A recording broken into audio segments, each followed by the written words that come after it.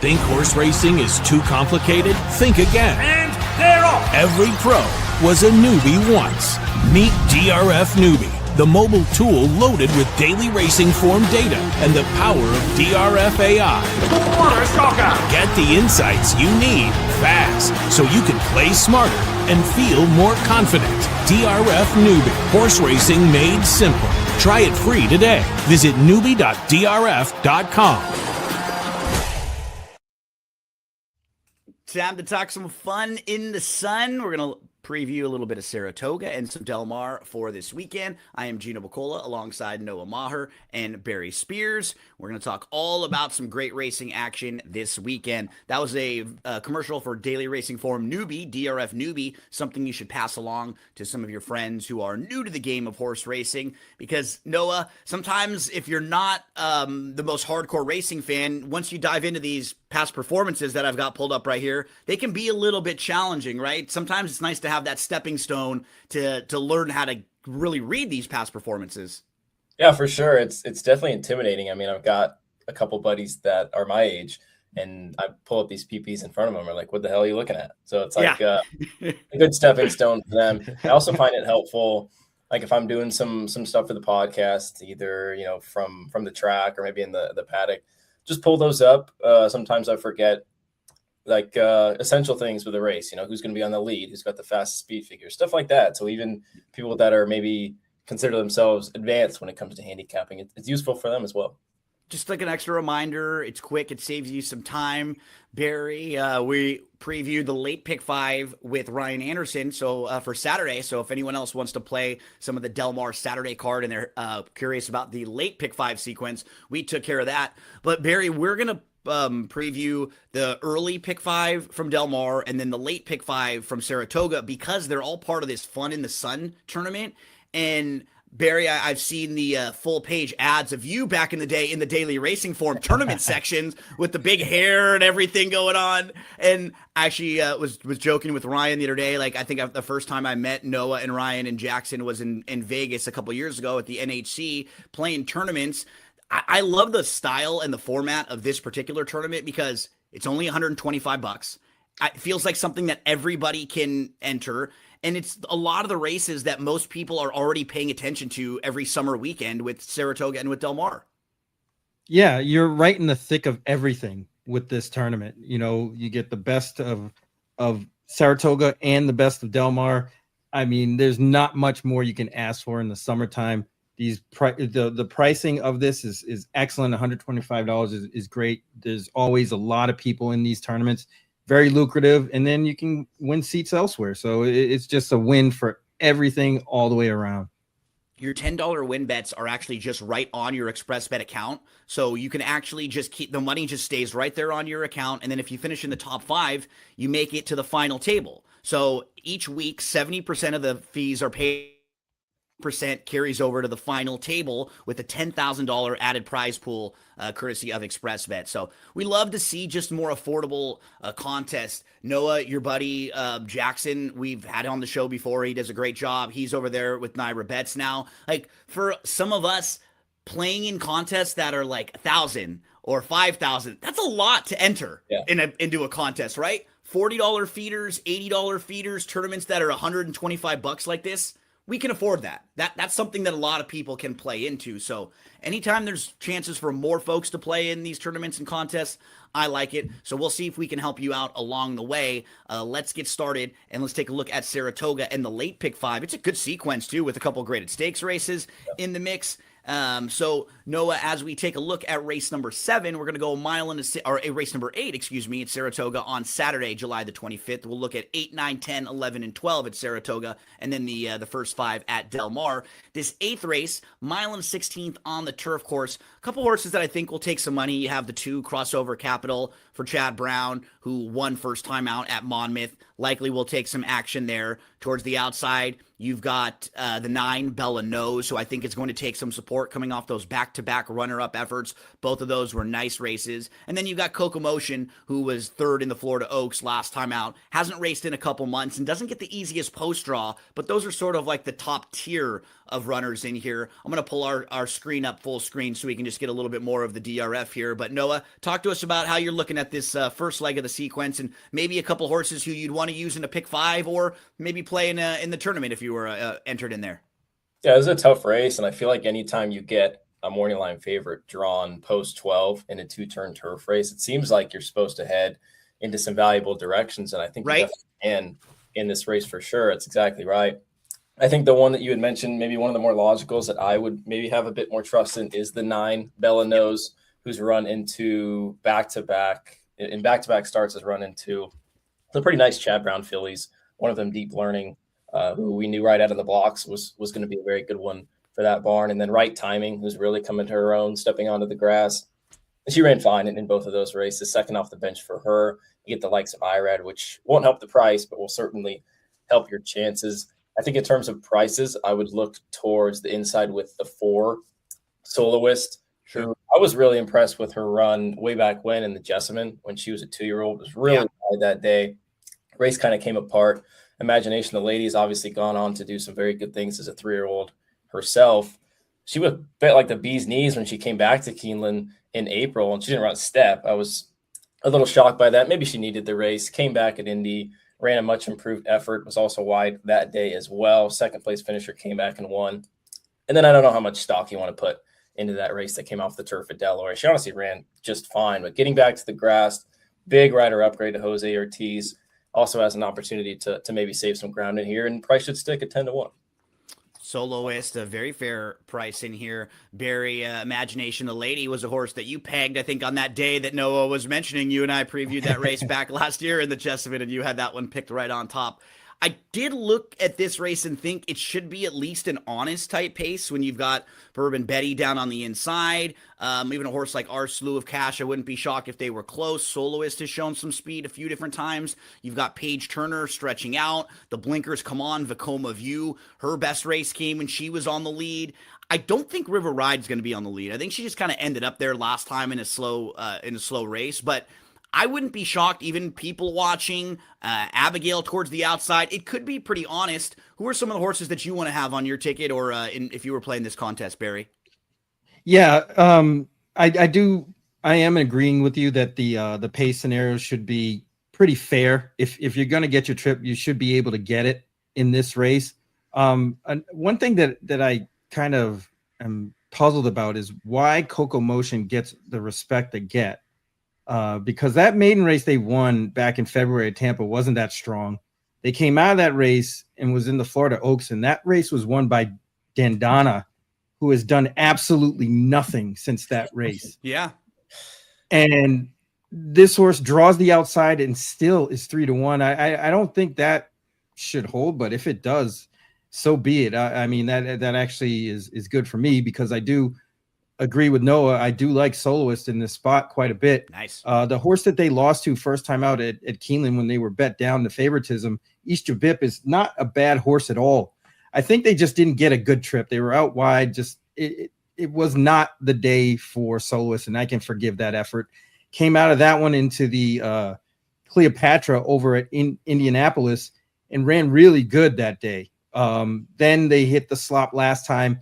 I think that will set them up really well for this one. Another horse that I do have on my radar at a price is the 6 Vacoma View. Yep. They came off the bench running last time, a slight, layoff from March 28th to May 29th. But in the March 28th race, they were in the Sanibel Island against Tam Tam, who was kind of a perfect trip winner that day.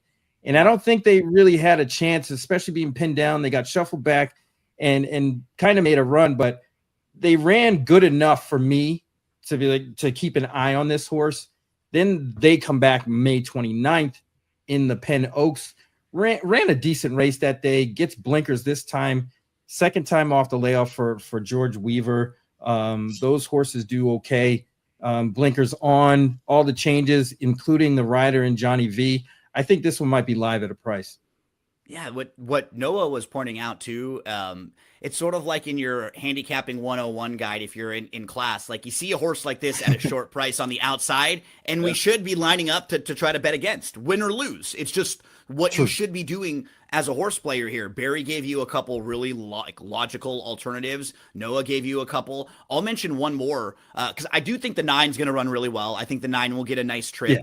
The 7 is the one that's really interesting to me, River Ride, because let's go through her career and her 3 races going long on the grass. That debut, nothing wrong with the debut. She's way out of it. She comes closing in a maiden special weight at Gulfstream. She finishes 2nd. Keep in mind, this is Shug McGahee, who is not the type that cranks the horses early on. He lets them really improve on their own. He lets them build their fitness, and you can just see it. Look at the 3 grass races from this gal.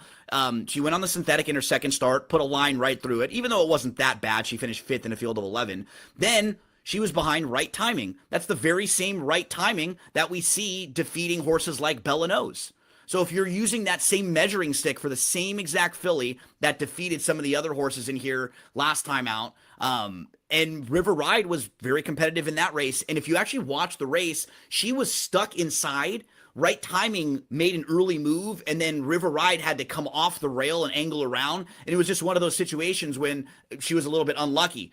Right Timing made the move at the right time. I guess it was the right timing for Right Timing that day. And then last time out, I feel like they just thought she was the best horse in that race. They put her on the lead in really slow fractions. She's not going to get the lead in here, but it's just kind of nice to know that if they had to, they can put her closer in races and kind of use her a little bit. I think she's going to close well in this race. If you're looking at speed figures and everything, she actually stacks up very well with the rest of this group. I think if she's anything like 6 or above, I like River Ride in here. So plenty of price options for you folks in this race with River Ride. For me, Barry and Noah both mentioned Soloist as a really live play. I mean, Crossover Capital is obviously super logical. Noah started with Bella Nose, who I agree is kind of the horse to beat, but we're all just a little cold on Coco Motion in race number 8, the kickoff leg of the late pick 5, and the start of the Fun in the Sun week 2 contest over at Saratoga. Let's turn the page to the Alfred G. Vanderbilt. This one's going to go as race number 9, 6 furlong sprint, grade 2 in here. And Barry, Built on the outside, is the horse to beat. This is a horse who was in the Louisiana Derby and some of the races at Fairgrounds in 2025 last year, trying to get into the Kentucky Derby and on the Triple Crown Trail. You can just see those races were a little bit long for him. And ever since he cut back to a sprinter, that's his bread and butter. That's what he wants to do. His last 4 races, he's won 2 of the 4. He's earned pretty big figures in 3 of the 4, and he's coming into this race off of a runner-up effort where he earned 103 Beyer speed figure last time out. So he's 8-5 on the morning line. He looks like the one to beat in here. What do we do with Built? Yeah, this race with the scratches really kind of depletes some of the competitiveness because Built sort of lays over this field. He's almost kind of like a Omni Fig horse where his last 2 efforts, Beyer speed figure wise, are better than everybody else's. And they're going to have a hard time beating him because, the horses, including Damon's Mound, hasn't really been keeping the strongest of company. Especially Damon's Mound, who probably might take some money in this spot.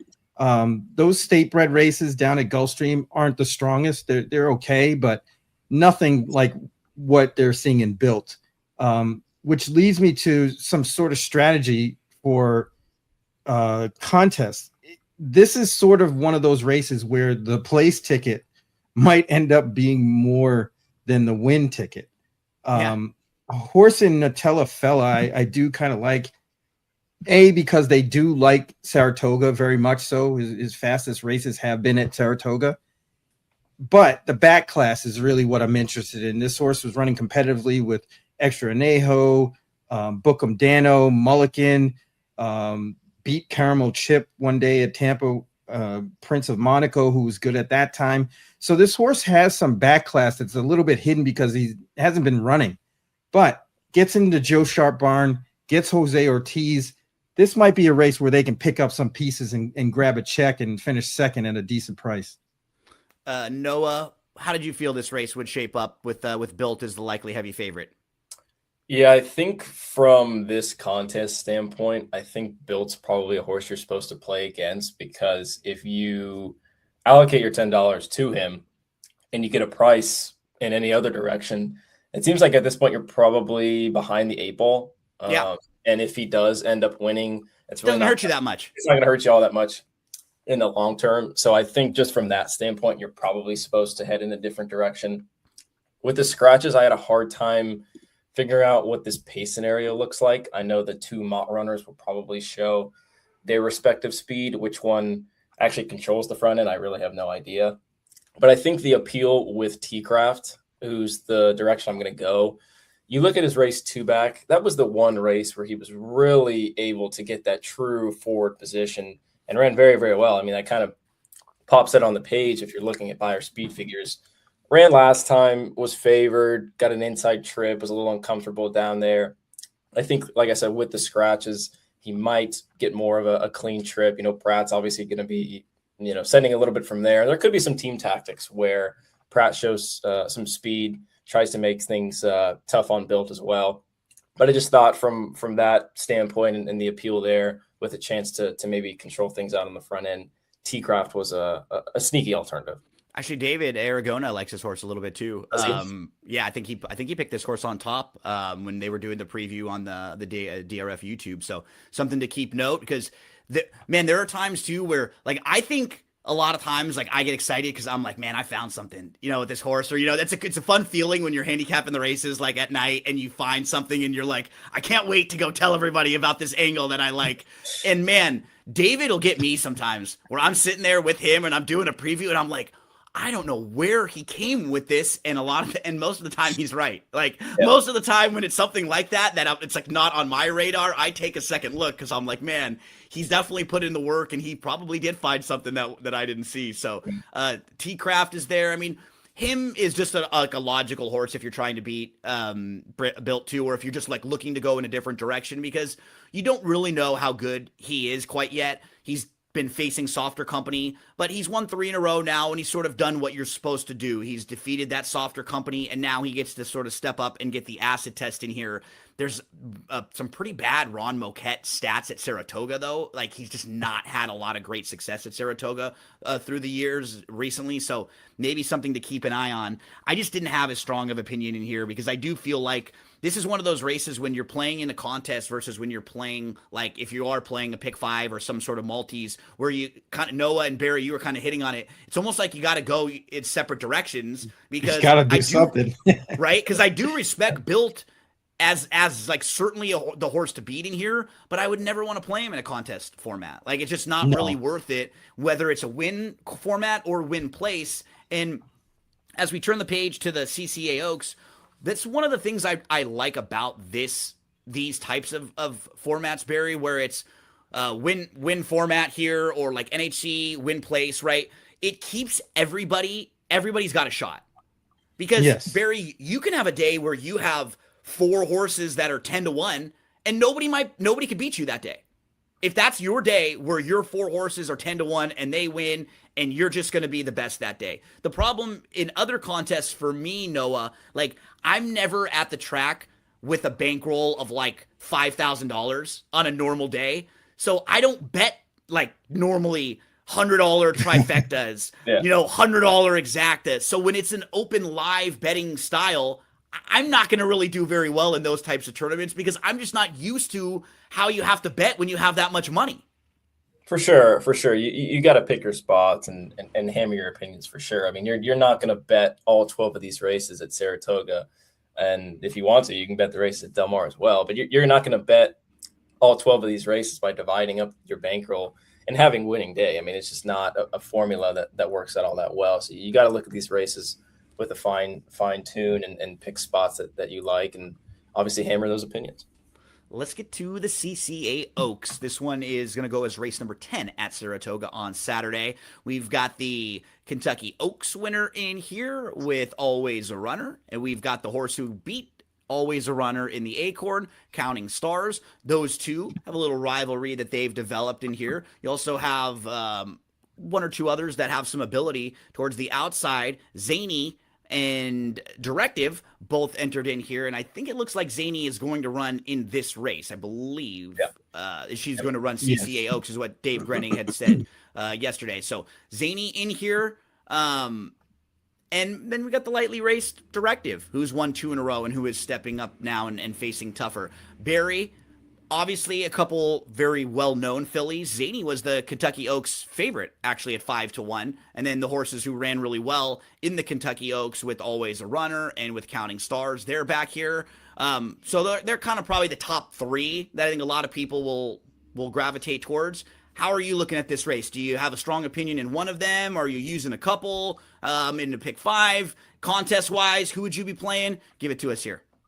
Well, contest-wise, my efforts would be concentrating on the 7 Directive and the 8 Zany, because there's not really much speed in this race. I agree. And I think Zany, especially with Johnny V up, he's a very smart, savvy rider that will notice that there isn't much speed, and I would think try to force the issue and get Zany on top.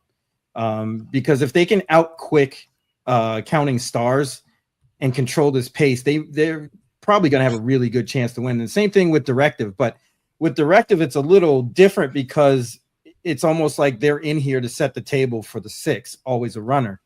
And it might not be the best of propositions. So Zany, to me, seems a little bit more of a better contest play, just for the fact that, they're definitely want to have or get aggressive, B, have speed to be forwardly placed, and looking to turn things around with the blinkers on and all the changes. So that's where I would go with that. But as far as, pick 5 perspective, those 2 and Always a Runner seem like the ones that I would gravitate to.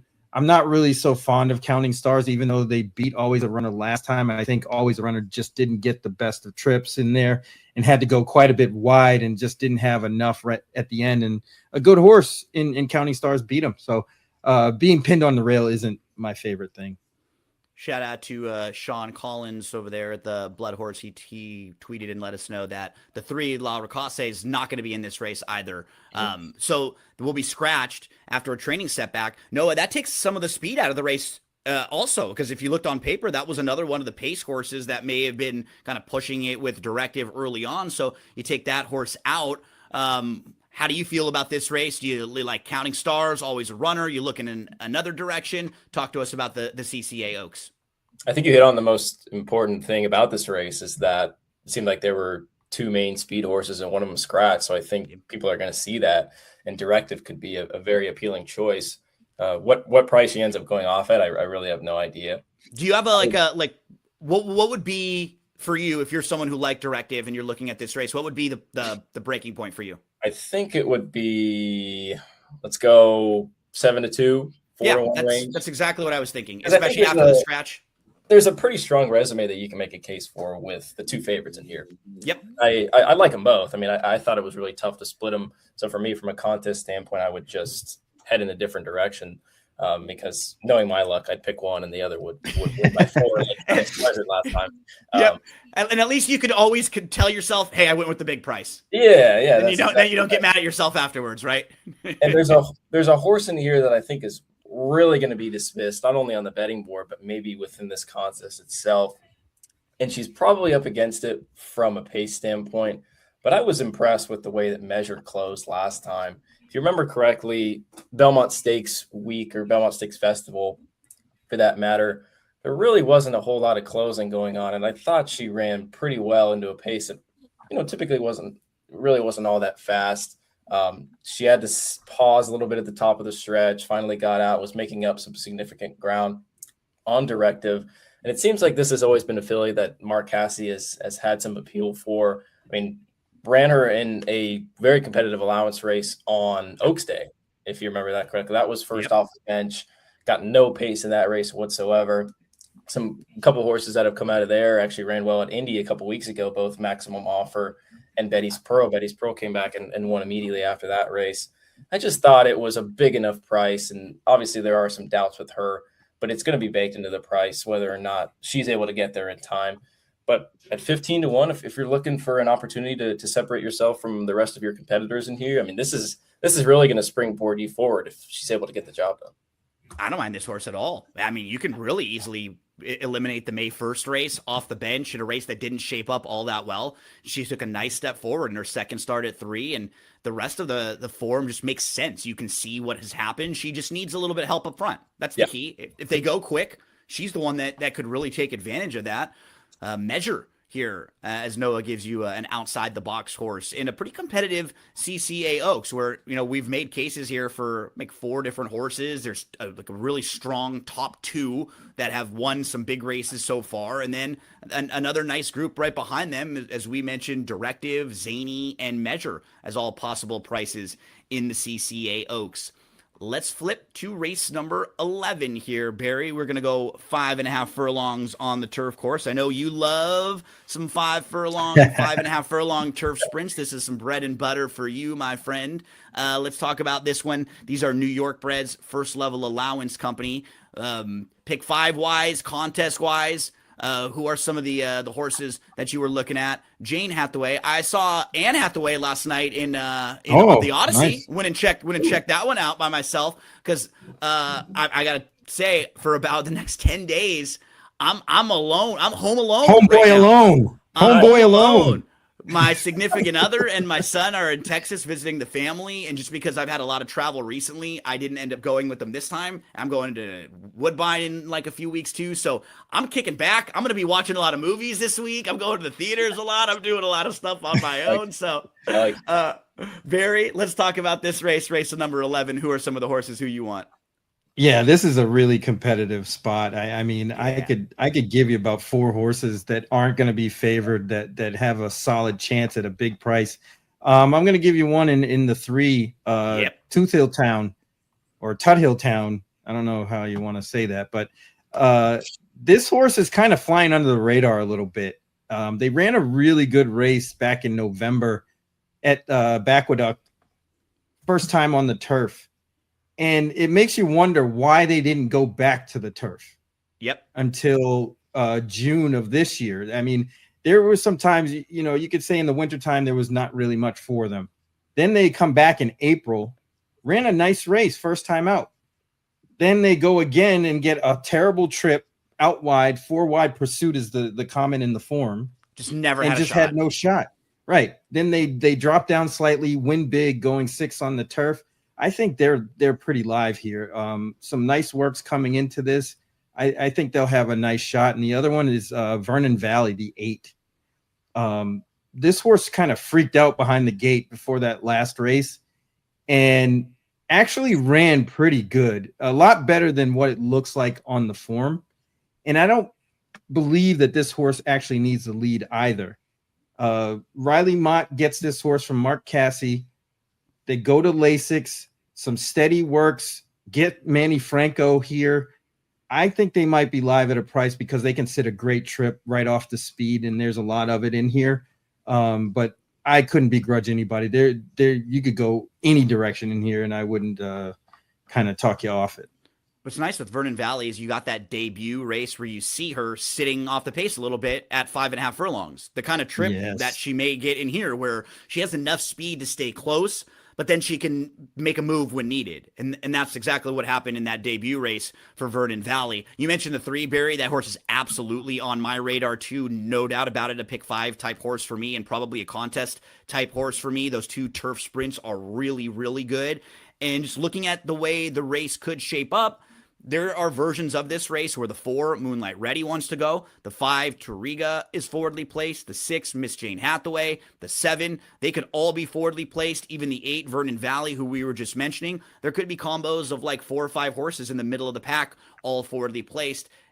Honest Reason towards the outside. That helps a horse quite a bit, like the one that we were talking about coming from off the pace, the 3, that also would help a horse like the 9, She's Artiz, who wants to sit back and make one late run. Noah, who are some of the horses who are on your radar in this 11th race? Yeah, I think Barry put it nicely. I thought this race was absolutely impossible. I wish you could abstain from this race in the contest, but unfortunately you have to play it.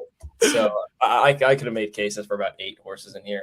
I think the one horse I have just a bit more of opinion than the rest of the other 7 that I can make cases for, was the 4 Moonlight Ready. Sure. Who I thought ran very, very well off of almost an 18-month layoff last time for Charlie Baker. I mean, she was a huge price that day, and you're not going to get anywhere close to that today, which is maybe more of a case why you shouldn't bet her. But just the way that she ran that time, she did sit a little bit, which you guys talked about the speed in here. The 7's got some serious speed. The 11 from Finger Lakes, when I watch her replays, is broken like a rocket.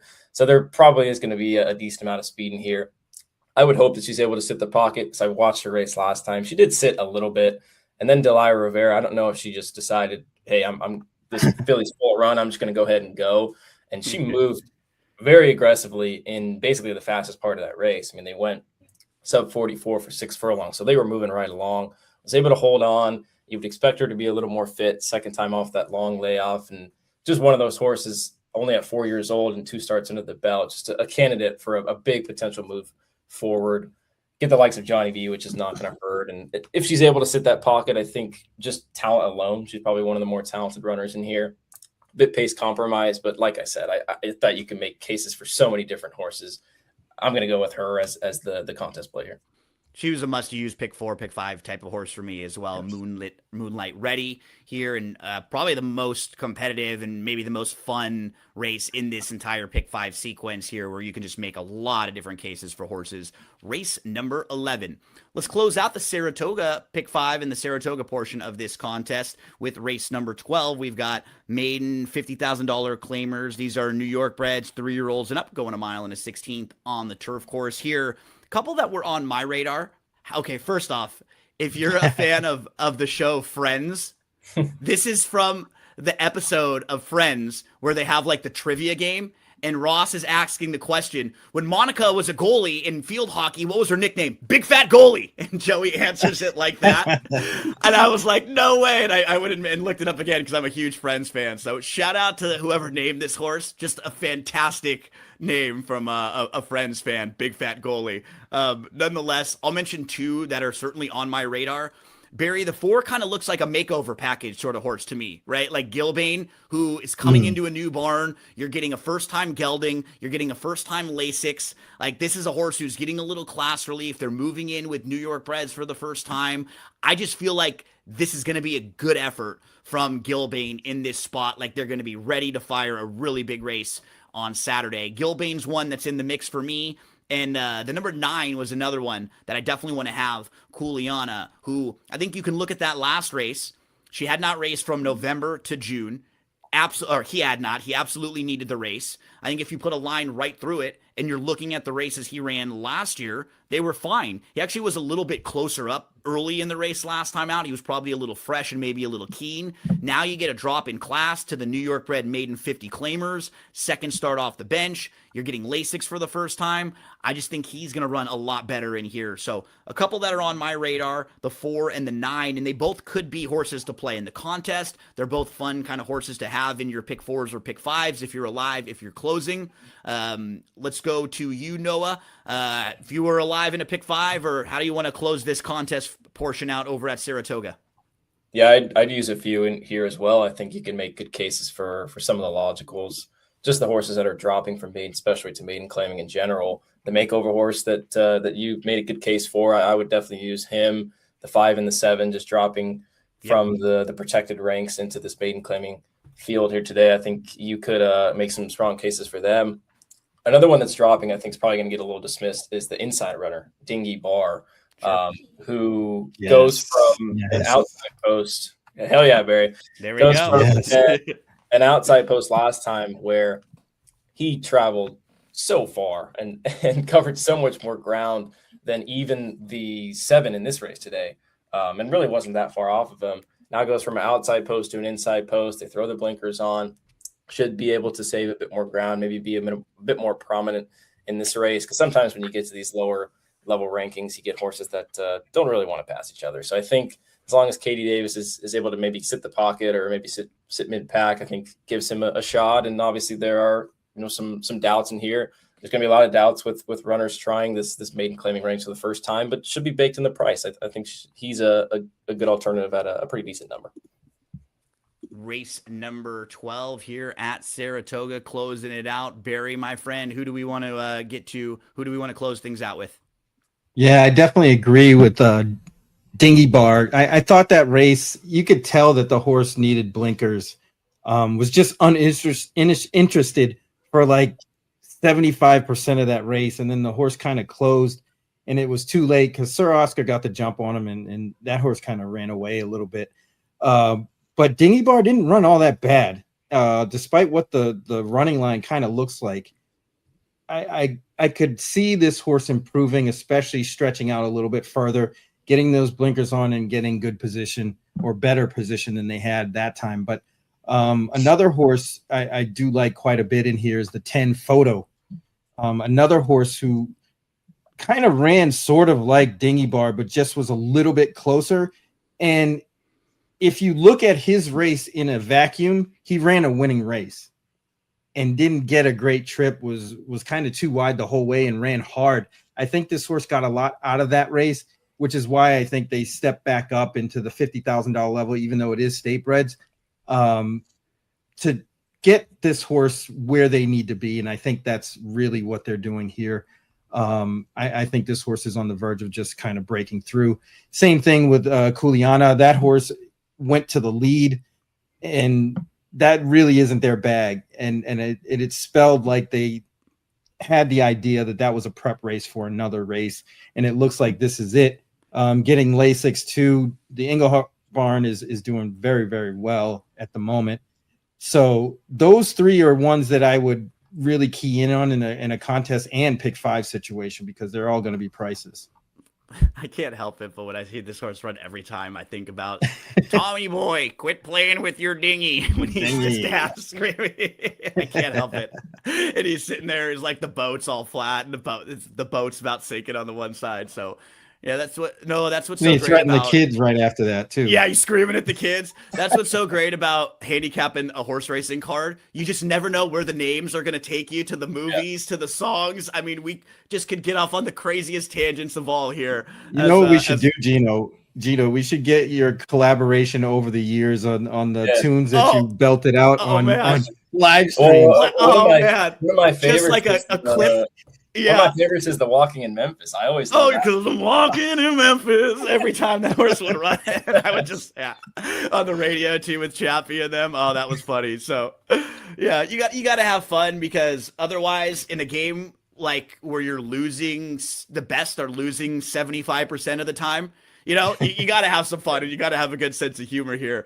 So we finish up over at Saratoga. Let's go to Del Mar, and as we're turning the page to Del Mar, Noah, give us a plug. Tell everybody out there, where else can we find some of your shows? What do you got coming up in the next week or so? And tell us the schedule of some of the stuff that you're doing right now.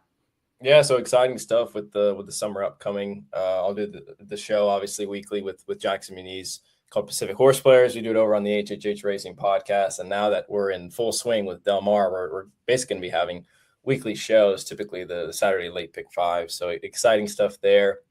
It was a rough weekend for both of us last weekend, so hopefully we're turning things around. But yeah, you can go check us out there. Typically Wednesday nights about 9 p.m. Eastern. Sometimes we kind of move things around because Jackson's just getting settled up in New York. I'm getting the ground running here down in Lexington. So yeah, just go ahead and subscribe button, notification bell, like button, all that good stuff, and keep tabs when we've got new shows going on over there. And Barry, Noah gave us his first 2 best bet videos that he sent in last week. Yeah. Winners, both of them. Boom, boom, out of Saratoga.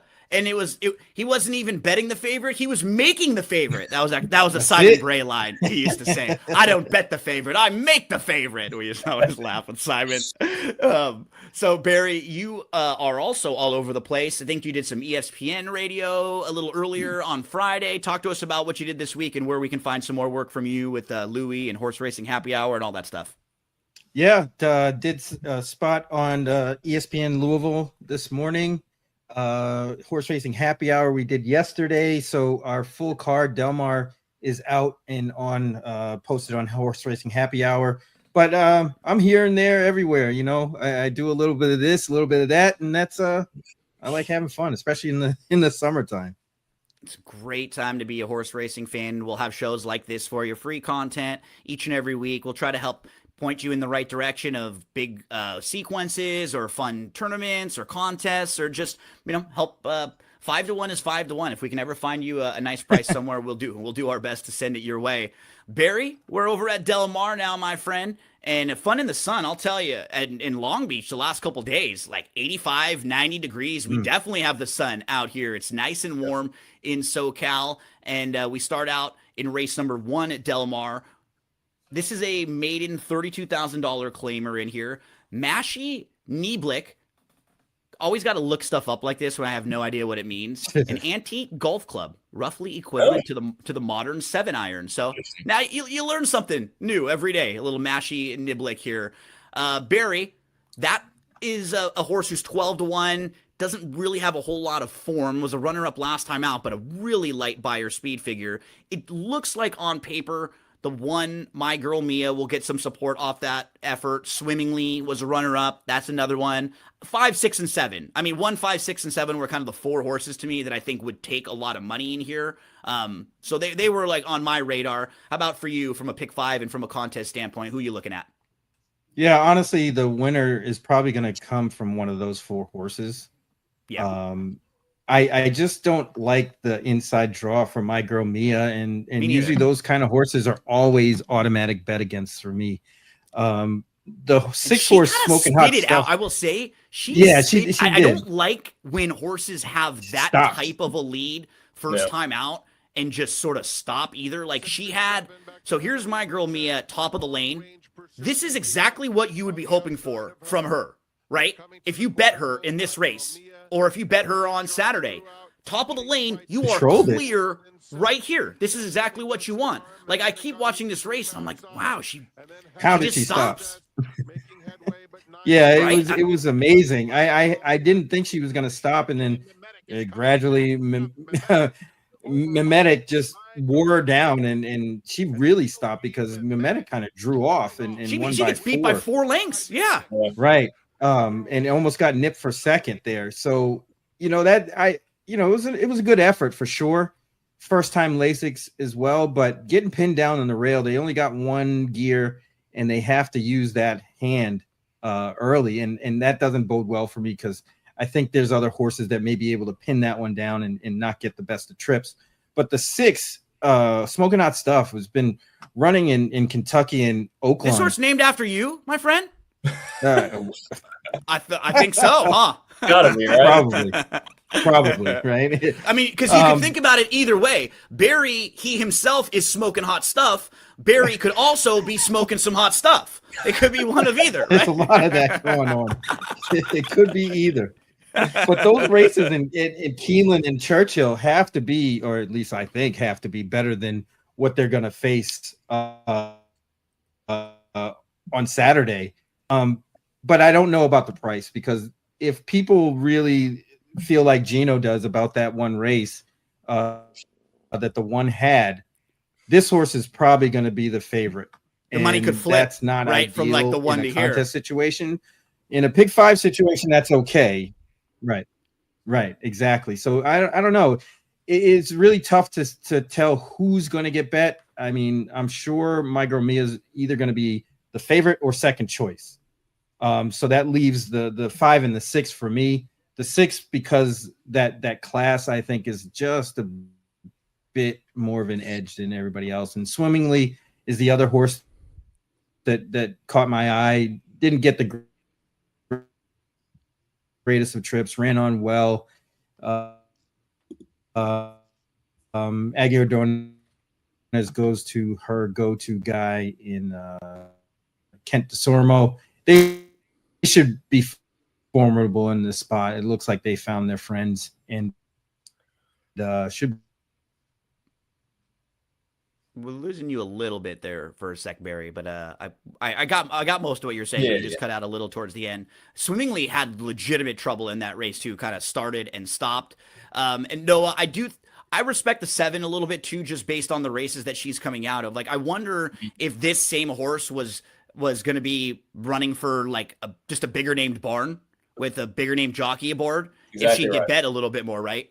No, that's exactly right. I was going to say, just put your hand over the jockey and trainer. If you put Juan Hernandez and Bob Baffert, this horse is probably 4 to 5. I mean, Yeah. he's been facing much better, at least looking at the horses that are running in California. I mean, you can maybe make an argument with the horse coming from out of town, but just look at some of the races he's run as of recent. If you take a close look at her race on the dirt last time, she was fractious in the gate. She was right around the far turn, made up a decent late run, but just couldn't quite get there last time. And yeah, I just think just based off of speed figures alone, we hit on 1, 5, and 6. I think the 7 needs to be, squarely put in that mix as well.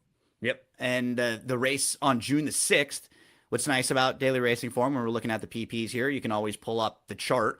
Somerset West, who beat this horse, came back to win the San Clemente just the other day. Grade 2 San Clemente. The horse who finished third in that race, Goodies, came back to win a pretty strong maiden special weight race, earning a 79 Beyer speed figure the other day at the end of the card. So that race has come back very, very live, and she's quick, and she has a little bit of class as well. So I think she's a nice fit in here.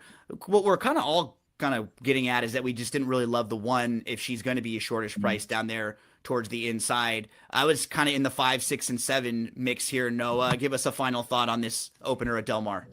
Yeah, we'll say, though, based on the DRF workout report, it looks like the one's training maybe a little bit better than she was going into that race last time. But anytime you see a horse really spit the bit last time, just not super encouraged. And she has to go the extra half furlong on Saturday. And Barry said it. I mean, this is a horse that draws the inside post, typically not all that great going the sprint distance on the main track. I think the thing that works out in her camp is she's really the only speed. So it just seems like she could be winging it out there. Just a matter of how far she's going to take him.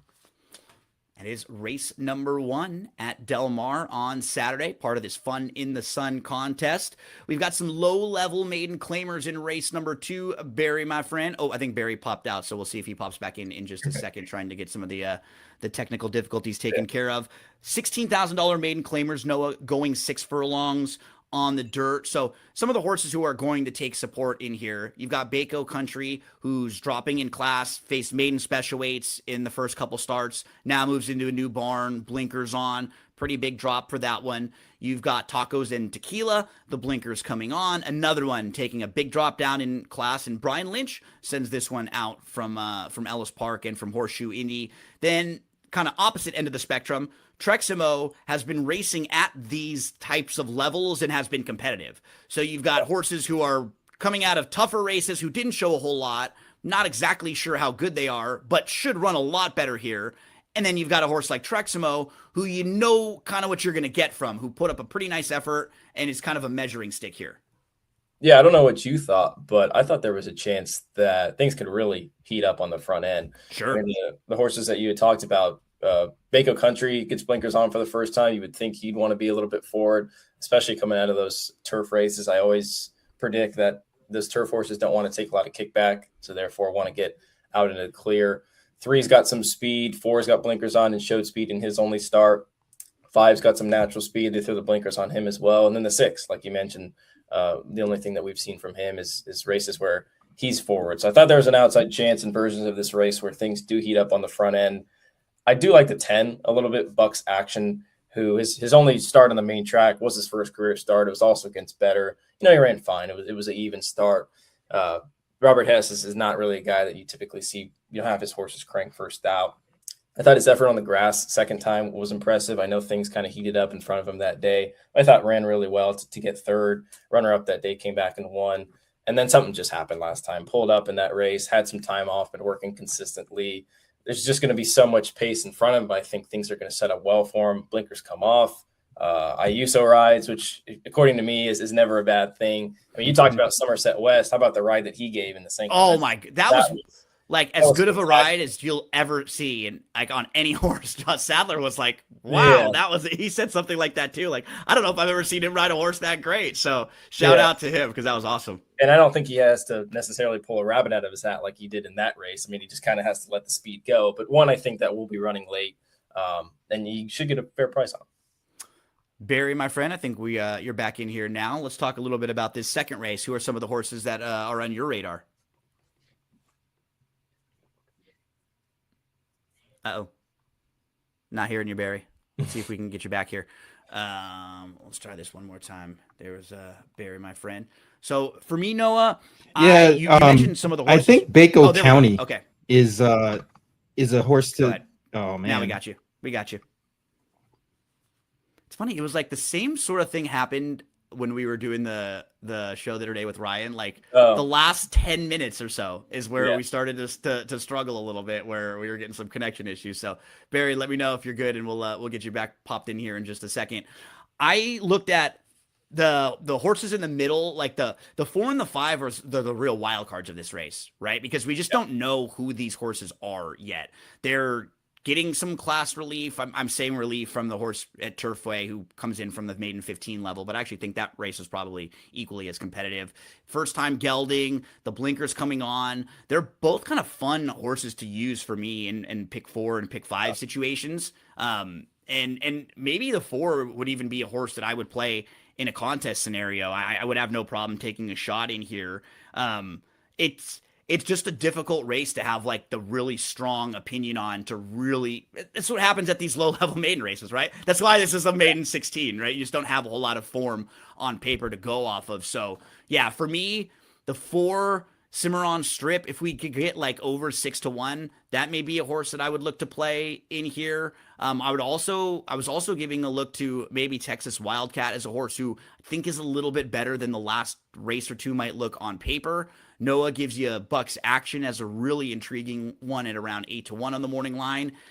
I also gave a look at this horse, Manila Bay. Yeah. So the damn Sunset Glow was a grade 1 winner.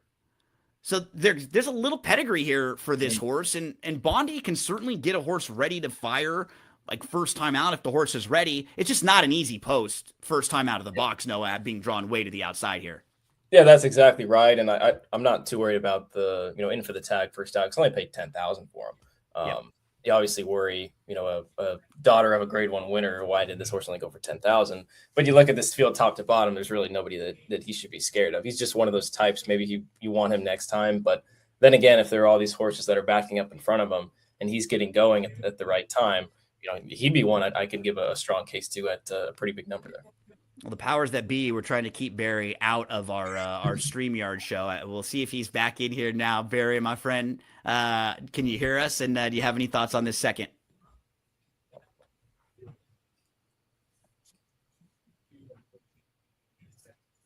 It's a struggle sometimes. Yeah, issue we're having, but it sounds like go for it. The floor is yours.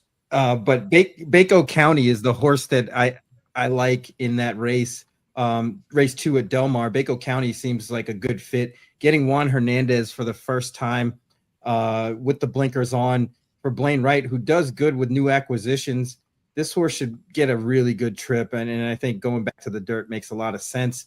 The 10 horse Bucks County is a horse that I like quite a bit in here. Makes you wonder why they even went to the turf in the first place. This horse didn't really run all that great. But I think this horse may have improved, especially off the layoff. Should come running at a price. That would be a horse that I would really look really closely at for contest play, as well as the 4 Cimarron Strip. I can forgive that effort. First time out, just didn't do any running. Gets blinkers on. Kyle Frey second time out. Changed the trainer, but I think that horse might have a shot, even though they didn't do much running. They were bet a little bit over there at Turfway on the synthetic. They probably just didn't want any part of it. Not an easy lower level maiden race. We both mentioned Bucks Action. Your boy right here, Gino Buccola, starred in a movie called Chuck and Buck. If you ever want to see me as a child actor, you can check that out. What's funny is the man who wrote the movie is Mike White, the guy from the White Lotus, who's become huge over the last couple of years. The one that's wrote the White Lotus. He wrote School of Rock. He wrote Orange County and some of those. And I actually was in a movie with him years back. So if you ever want to check that out and see a 12-year-old Gino acting in a movie, Chuck and Buck, here's Bucks Action. Let's get that one home. Barry and Noah mentioned Bucks Action as a very possible contest play in a tricky second race. Let's move to race number 3. This one is the Oceanitas, going a mile on the turf course. No, I think they probably put it earlier on the card because it's not the biggest field in the world. I don't know if you're going to have a 15 or 20 to 1 shot in here. But I did think that, like, even the 4 horses down on the inside really wouldn't shock me if any one of those 4 won. Mayday Ready is getting some class relief. Sakura Sands comes into the U.S. for the first time. This is a group stakes winner who has faced, I picked Jonquil in the Breeders' Cup. Yeah. I think so. This horse has faced some really tough company. Certitude might be able to get the lead in here in a race where there's not that much early speed, and the drop really makes sense for Public Assembly, who hasn't been running all that bad the last year and a half. She's just been facing horses that are just a little bit better than her.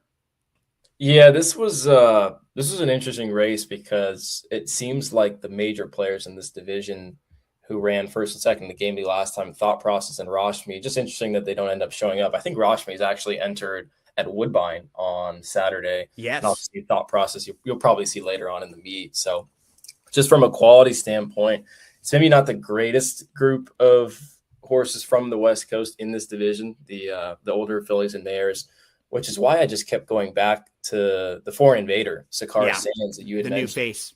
Just seems like she's been facing much better. You mentioned Jonquil, who was in the Breeders' Cup, a very good horse over there, won the Oak Tree the race prior. And when you look at, it's always hard to decide when you look at these European horses coming over for the first time, because the speed figures give you some indication, but you're not, exactly super lenient on those. Yep. Typically you see these European types improve, in the 5 to 10, maybe even 15 point type range from what you see from them.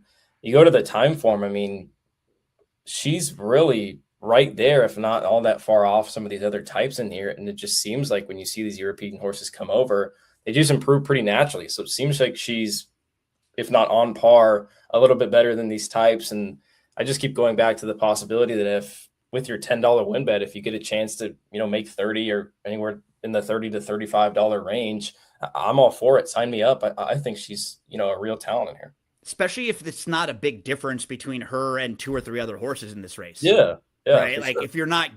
If she's not like an overwhelming favorite and you really feel like, yeah, this new face is just so much classier than the others in here. Barry, my friend, how about for you? Do you feel like this Invader stands out in here, or are you looking in a different direction? I think there we go. Sakura Sands is probably the most likely winner on the card. Ooh. I think Sakura Sands might be the most likeliest winner on the card. Yeah. That horse really ran with some good company overseas. I just don't think that these horses are in that class. It's just a matter of whether this horse is ready or not. I guess the question mark would be is the trainer in the long time. But he's I right now. like to ask the question, would you bet Secretariat if I trained them? Of course you would, because that horse is really good. Yes. But I really thought this was a 2-horse race. Mayday Ready is the other one with a lot of class that can win this race, but it might be up against it based on the fact that they like to close a little bit. But Kimura is going to be aggressive and get this horse in position. So it looks like a just 2-1 all day long. And then Certitude is the other horse that I kind of like a little bit. Another one that's going to be forwardly based. But beyond that, I really don't see much happening behind them. It's funny. I was watching just in the background, the episode of The Simpsons came on when Homer is training horses last night. And he's just like, he's the horse whisperer. And he just whispers, "When the race starts, run really fast." And that's like, that's what I'm picturing for Barry training the horses. Like he's just coming up to him and when the race starts, go run the fastest of all. So Barry and his horse training skills, a lot more here. Expletives. I was going to say, a few more F-bombs here and there with Sakura Sands. Looks like the class, no doubt. It's a really great spot for her. So if you could see her run well here and then show up in a much tougher graded stakes somewhere later in the meet or somewhere around the country following this, but it's a really nice spot for Sakura Sands in race number 3 on Saturday at Del Mar. Let's move to a maiden special weight race for 2-year-olds here. This one, like most of these races at Del Mar, you would imagine will have a couple Bob Baffert runners. You've got Domus, the number 2. You've also got the number 7, Meagher, who is the one that has more experience, lost to Kennyton, who I believe Barry picked first time out of the box, who was a nice winner on June the 12th. And then of these first-time starters, while they haven't been firing a bunch with first-time starters as of late, I thought both the Doug O'Neill horses looked kind of good in the workouts and wouldn't shock me as horses that are fair prices with Dang Sun and with Whiskey Bridge. Let's start here with you, Barry, my friend. Who are some of the 2-year-olds that you want in this race?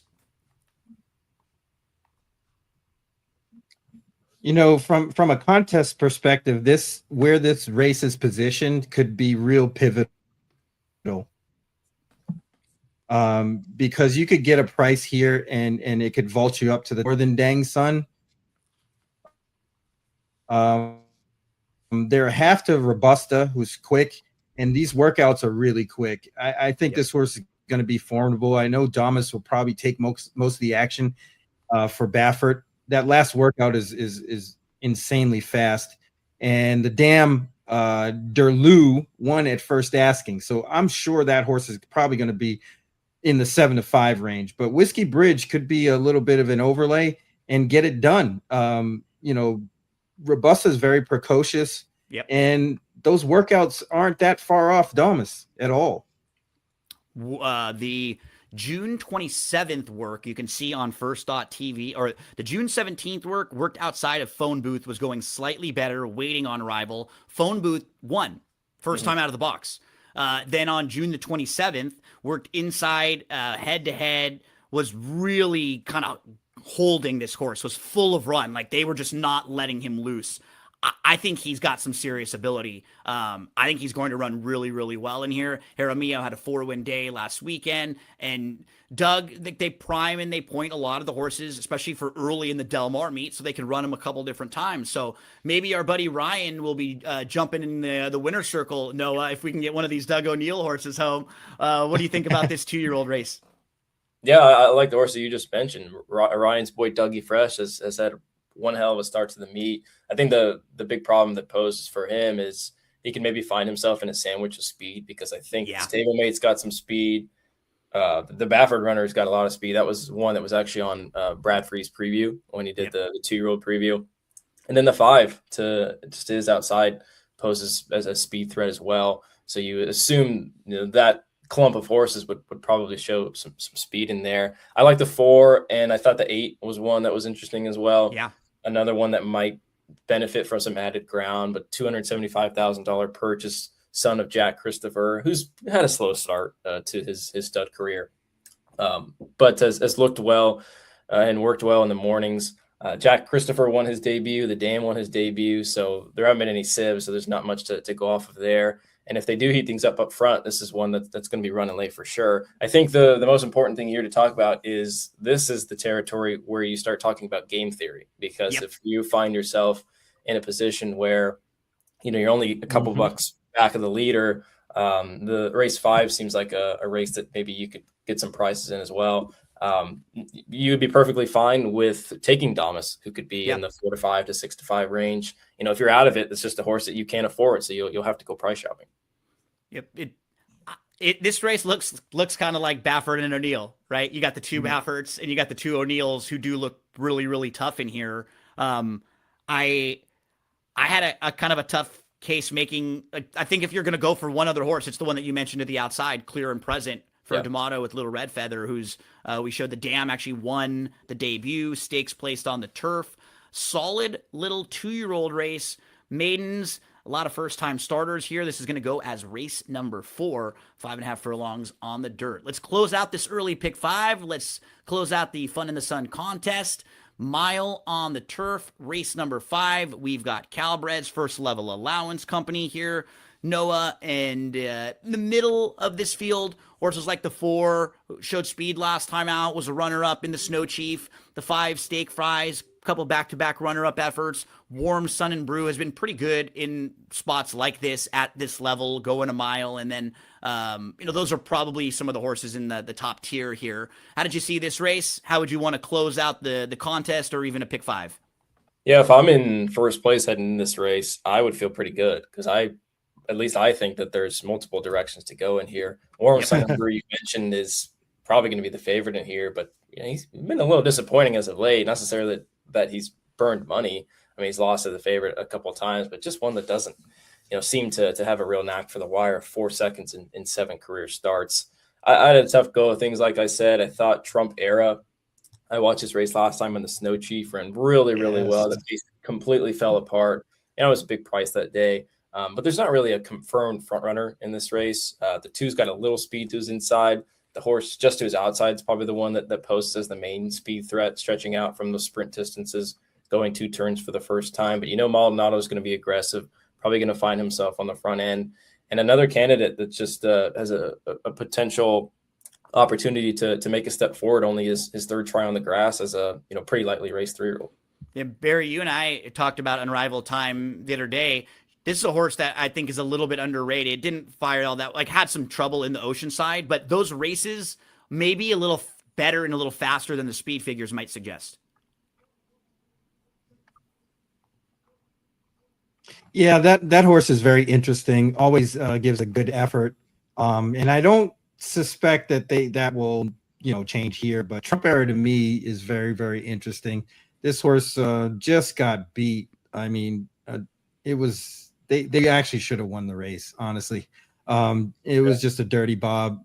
And I don't believe that this horse really wants the lead either, but they can be forwardly placed. I know Edwin Maldonado, typically likes his horses out in front and they kind of go from there.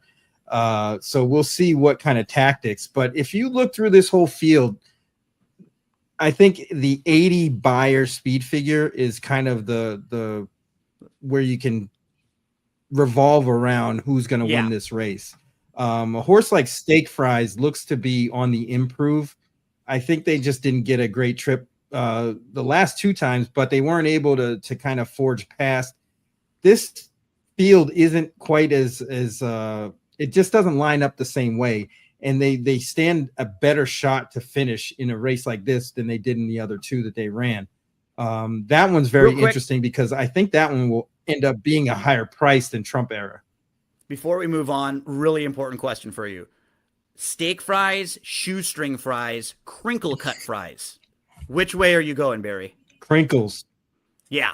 They just had I used to get crinkle cut fries at Orlando Highlight with a lot of ketchup. There we go. It was the best thing ever. Out here in SoCal, we got Del Taco with the crinkle cut fries. That's one that's very famous. I used to roll down there a lot. You can get the curly fries as well, but steak fries are fine. But they're probably one of my least favorite. I prefer the shoestring. I prefer the crinkle cuts to those as well. But I interrupted you. I like the for palm that frites. Oh, okay, yeah, the palm frit. My son Milo. See, I'm fancy. You know what I'm saying? I'm fancy. Yeah. His favorite meal anywhere, he'll say fries, cheese, bacon. He likes the bacon cheese fries, but he calls it backwards, fries, cheese, bacon. So steak fries here. Barry, give us your final thoughts on this one. Yeah, I like Trump Era, but I don't know if the price is going to be there. We'll see. I think I just saw, as we're recording this on Friday morning, some news that came in. I think somebody just saw that journalism is retired, right? Is that true? Yeah. That's true. So some sad news there. Journalism, who's been a pretty popular horse over the last couple of years, injury in the starting gate prior to winning the San Diego. So I'm sure you'll find out more about that on DRF.com later on in the day. Noah, I'm kind of in the direction with like, I think where both you and Barry have been going to. Like, Trump Era it's a horse that's hard to leave out of a pick 4 or pick 5. Because there are definitely versions of this race where this horse gets loose on the lead and can steal this race. I think Steak Fries, who Barry mentioned, is super logical.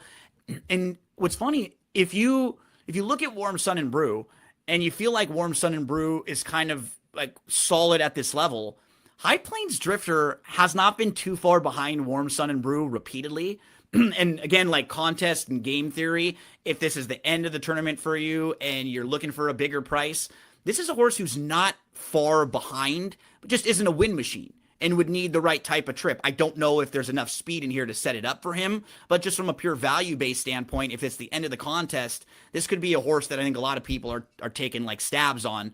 High Plains Drifter. The only other one that I wanted to mention that we didn't really talk about too much was the 10, Keep Dancing Nick. Look at this horse's races going long on the grass. They're just better. Back last year, broke the maiden at 10-1, making an early move. That was after finishing third behind Vodka.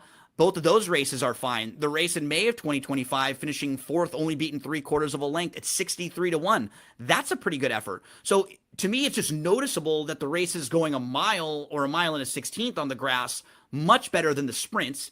Now you can see he sprinted twice to set him up for this. Now he's going to go third, start off the layoff. He's going to stretch out. I think he's a little bit sneaky. He's definitely a horse that I want to throw in some of my pick fives, early pick fives. And again, if you're at the point in this tournament where you're looking for some bigger prices, this would be one that I would mention. Keep Dancing Nick. So Noah, my friend, we covered a lot of ground, man. We got 10 races in the books here, 5 over at Saratoga. We got 5 more over at Del Mar. And we know that we can find out even more work from you, and we can follow along with you on social media. Great work with the best bets last week, and we've been getting a lot of positive feedback, man. We love hearing your opinion on here. And the one thing I told you and Ryan when we were talking, we're never like worried about winning percentage all that much. We're never going to be like tracking people on like, oh, you were 0 for the last whatever. It always comes down to the information that you're giving. Yeah. If you come in with good information and you're correct and you're just not giving us wrong stuff, and like that's what helps me like as a horse player. That's what I want to hear from other horse players. So great work so far, Noah, and we look forward to talking to you more over the next few weeks. Yeah, it was a lot of fun. Appreciate the time. And we were talking before the show. I was bummed that I didn't get to join you guys on Wednesday. So it's good to talk races, and hopefully see you next week. Yeah, we'll figure out something next week for one of the big racing days at Saratoga or at Del Mar. Barry, my friend, it's a pleasure as always. We're back in the swing of things now in the summer, and we're gonna try to find some winners and point some folks in the right direction. Yeah, that's our game. We've been doing this for a long time, me and you. So we have a lot of fun doing it. We catch some winners, we hit some tickets. That's what it's all about, having some fun. We'd always love to hear from any of you too. So send us any feedback. If there are races where we didn't talk about some of the horses that you like, let us know. Drop comments in the comment section on YouTube, or respond to any of the social media platforms where you see this streamed on. Noah, have a great weekend. Good luck to you. Barry, have a great weekend. Good luck to you. Before we go, let's play the DRF newbie commercial one more time and remind you about one of the new platforms over at Daily Racing Form. Think horse racing is too complicated? Think again. And they're off! Every pro was a newbie once. Meet DRF Newbie, the mobile tool loaded with Daily Racing Form data and the power of DRF AI. What a shocker! Get the insights you need fast so you can play smarter and feel more confident. DRF Newbie, horse racing made simple. Try it free today. Visit newbie.drf.